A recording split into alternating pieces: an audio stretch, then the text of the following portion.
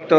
High court میں بڑے اہم کیس کی سماعت مکمل ہو چکی ہے۔ پاکستان تحریک انصاف کے حوالے سے بہترین اعلیٰ آج دلائل دیے گئے ہیں۔ سردار فرید گوپانگ صاحب، اہم ترین کیس تھا، کیا آج اس کیس کی نئی ڈیولپمنٹ کیا ہوئی؟ بڑا آپ کو عدالت کی جانب سے ایک بڑا جو ہے وہ ریلیف ملا گیا ہے، آپ کے ساتھ جو لوگ کھڑے ہیں ان کو بڑا ریلیف دلوایا ہے۔ کیا کیس تھا بتائیے گا؟ سردار طارق فرید گوپانگ صاحب، یہی کورٹ تھی، یہی عدالت تھی جہاں پہ آپ نے سب سے پہلے اس سٹیٹ کا سب سے بڑا بیانیہ 9 مئی کے کیسز کے حوالے سے آپ نے ان کیسز میں اڑا کے رکھ دیا، اور جج صاحب کو سی سی ٹی وی فوٹیج یہاں پہ آپ نے درکار کروائی، اور آپ کے جس طرح سے دلائل ہوئے اس میں کئی ملزمان جو پاکستان تحریک انصاف کے تھے ان کو ضمانتیں ملی، بلکہ ضمانتیں نہیں، مکمل بری، باعزت بری ڈسچارج کیا گیا۔ اور اس مقدمے میں سب سے پہلے جو ہے 9 مئی کے کیسز کا جس طرح آپ نے جو ہے اس کا توڑ کیا، اور سٹیٹ کے خلاف ایک جو آپ نے دلائل دیے، جس طرح سے سٹیٹ نے مقدمے درج کیے تھے، آج سپریم کورٹ آف پاکستان میں عمران خان کے اہم ترین مقدمہ جو ہے وہ 9 مئی کا حوالے سے لگ چکے ہیں۔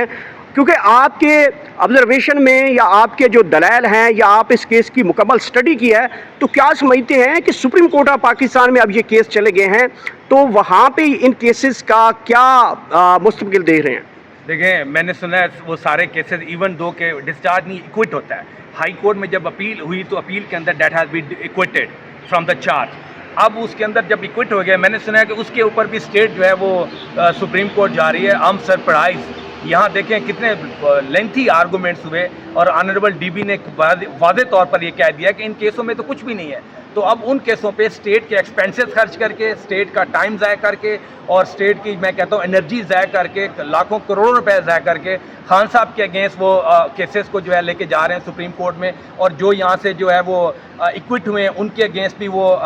کیا نام ہے سی پی ایل میں جا رہے ہیں۔ تو یہ تو بہت بڑی زیادتی ہے، آپ ان کو کبھی وہاں بھی ریلیف نہیں ملے گا۔ دیکھیں یہاں بھی ریلیف نہیں ہوا، لیکن کسی طریقے سے اول سے کہ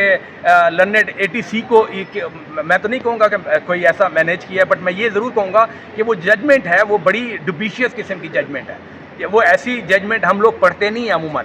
لائک دس، کہ ایسی ججمنٹ جو کوئی سٹینڈنگ نہیں رکھتی، اور اس کے اندر جو ہے وہ آنریبل ہائی کورٹ نے کلیئر کٹ ایکوٹ کر دیا ہے، باعزت بری جس کو ہم کہتے ہیں۔ تو اب اس کے اوپر آپ یہ لوگ اسٹیٹ جو ہے وہ سپریم کورٹ جا رہے ہیں، تو یہ اور زیادتی ہے، میں سمجھتا ہوں پی ٹی آئی والوں کے ساتھ اور زیادتی ہے، اور وہ جو بیچارے باعزت بری ہوئے ہیں ان کے ساتھ دوبارہ زیادتی کی جا رہی ہے، اور انشاءاللہ سپریم کورٹ میں بھی ہم پیش ہوں گے، اور سپریم کورٹ سے بھی باعزت طور پہ یہ بری ہوں گے۔ اچھا سردار صاحب، یہ بتائیے گا کہ جس طریقے سے آپ نے اس کیسز میں 9 مئی کے کیسز میں سب سے پہلا ریلیف آپ نے پاکستان تحریک انصاف کے ملزمان کو دلایا، اور جس طرح آپ نے دلائل میں یہ سارا چیز دیکھی کہ اسٹیٹ کیسے مقدمے درج کرتا ہے،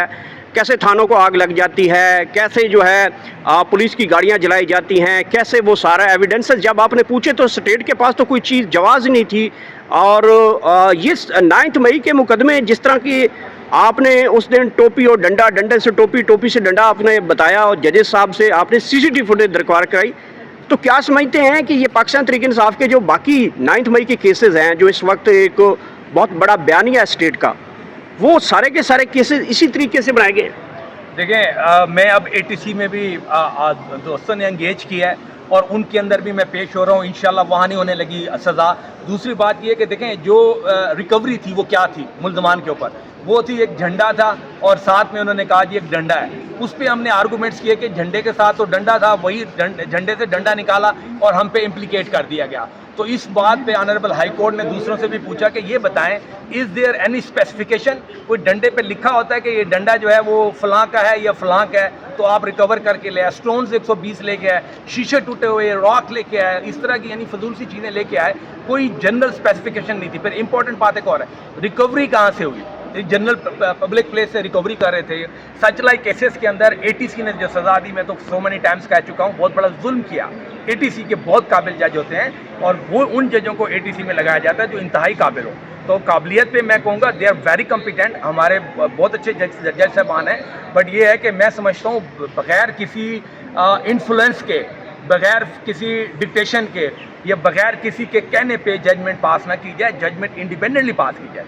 جیسے آج دیکھیں یہ 489F کا کیس تھا، کامن لوگ ہیں یہ سارے، اور کامن لوگ ہیں، اور دیکھیں فٹافٹ 1 منٹ میں ڈیسائیڈ ہو گیا، اور اگر اللہ نہ کرے سم ٹائم کوئی جو ہے وہ پی ٹی آئی کے کیسز ہوتے ہیں یا کوئی اور چیزیں ہوتی ہیں تو وہ صاف نظر آ رہا ہے چیزیں جو ہیں وہ ڈیلے ہو رہی جو اسٹیٹ اس طرح کے مقدمے بناتی ہے عدالتیں اس کو کس نظریے سے دیکھتی ہیں؟ عدالتیں آج کل جس طرح یہ کیسز آتے ہیں تو ججز اس حوالے سے کیا کہتے ہیں آگے سے؟ دیکھیں اب جو مین کیس ہے 9 مئی کا جس کے اوپر اے ٹی سی نے 10 سال سزا دی تو آپ دیکھیں اس کے اندر 2 جج صاحبان تھے، جسٹس اعظم خان صاحب جو ابھی ہائی کورٹ کے جج بنے ہیں، پہلے ڈسٹرکٹ سیشن جج تھے، اور دوسرے جسٹس خادم سومرو صاحب جو سندھ سے یہاں اسلام آباد میں آئے اور کہا جاتا تھا سندھ سے آئے ہیں تو جی دیکھیں جی وہ پتہ نہیں کیسے ڈیسیژن کرتے ہیں کیا دیکھیں بڑا بولڈ ڈیسیژن کیا دونوں ججوں نے، اور میں آئی ول ڈیفینیٹلی سلوٹ ہیم کہ انہوں نے میں سمجھتا ہوں نہ تو کوئی پریشر انہوں نے برداشت کیا کہ ڈیفینیٹلی کوئی اسٹیٹ کا کسی کا پریشر ہو بھی سی کسی کا پریشر برداشت نہیں کیا، اور 10 سال والے ملزمان کو آپ کے سامنے جو ہے انہوں نے 15-10 منٹ کے اندر ان سب کو ایکوٹ کر دیا فرام چارج، تو یہ سمجھتا ہوں میں ایک بہترین ڈیسیژن ہے اور یہ رول آف سپرمیسی ہے، اور اس سے بڑی رول آف سپرمیسی اور لا اور اسپیشلی جو ہے وہ رول آف لا کے علاوہ اور کوئی بات نہیں ہو سکتی۔ دیکھیں جی آج جو کیس تھا بیسکلی 489F کا کیس تھا، اور اس کے اندر سب سے بڑا ظلم کی بات یہ ہے کہ تھانے میں وہ چیک لیا گیا اور تھانے کے اندر پولیس والوں کی موجودگی میں چیک لیا گیا، اور وہ چیک کوئی 4.5 کروڑ کا چیک تھا جس کے اوپر جو ہے وہ بیل آفٹر ریسٹ تھی۔ ہائی کورٹ نے جو ہے وہ جسٹس ارباب رحیم صاحب نے وہ بیل گرانٹ فرمائی گریشیسلی، اور اس کے اوپر جو ہے وہ کمنٹ بھی فائل کیے کہ آپ کو جو ہے کب تک آپ اس کو بیہائنڈ دا بار رکھنا چاہتے کیا ہیں؟ مدعی کو یہ بولا کہ آپ چاہتے ہیں کہ فار انڈیفینٹ پیریڈ وہ جیل میں رہے، تو اس لیے ہم اس کو بیل گرانٹ کر رہے ہیں۔ تو یہ جو چیک تھا بیسکلی فراڈولنٹلی لیا گیا تھا اور پولیس پریشر سے لیا گیا تھا، جس کے اوپر ہم نے متعلقہ ایس ایس پی کو بھی ریکویسٹ کی اور آئی جی صاحب کو بھی ریکویسٹ کی، لیکن کوئی ایکشن نہیں ہوا۔ دیکھیں اسلام آباد کی ٹیریٹری میں اس طرح کے جرائم ہوتے ہیں جس کا کوئی پوچھنے والا نہیں۔ تو یہ آپ بتائیے گا کہ ایشو جو بنا تو کیسے پولیس نے آپ کا جو ہے وہ چیک تھانے کے اندر بیٹھ کے جو ہے وہ کروایا؟ جی بیسیکلی پہلے انہوں نے 406 کی ایف آئی آر لانچ کی تھی، اس پہ ہمارے بندے کی بیل بیفور اریسٹ جج صاحب نے خارج کی ہے، پھر اس کو اریسٹ وہاں سے کیا ہے اور تھانے میں جا کے نا اس کو ساری رات ٹارچر کیا ہے اور صبح پھر اس سے فورسفلی چیک لیے گئے۔ سر بڑا ریلیف اس کیس میں بڑا آپ نے زبردست جو ہے دلائل دیے، اور اس کے بعد جو ہے وہ آپ لوگوں کی جو سنوائی ہوئی ہے آج یہ عدالتوں کے معیار کے حوالے سے یہ ججز کے حوالے سے آپ کچھ کہنا چاہیں گے اس میں؟ دیکھیں جی بات یہ ہے کہ میں تو اس کو بڑی ہی زبردست بات کروں گا کہ اسپیشلی آپ یہ دیکھیں کہ آنریبل سپریم کورٹ کی ججمنٹ ہے، ٹھیک ہے، 2017 P L D 2017 S C page 1733 جس کے اندر جو ہے وہ 3 رکنی بینچ ہے آنریبل سپریم کورٹ کا، انہوں نے یہ کہا تھا کہ such like cases which does not fall in the property class that should not be come in the supreme court that has to be decided by the high court. تو high court نے اس کی true spirit کے اندر جو ہے وہ decide کی ہے سچ لائک کیسز جو ہے وہ جس کے اندر اسپیشلی یہ ہو فورسیبلی چیزیں لی جائیں، تھانے والے ظلم کریں، تو اس کی تو بیل گرانٹ ہونی چاہیے، اور گریشیسلی جسٹس صاحب نے وہ بیل گرانٹ کی۔ We are really indebted for that sir.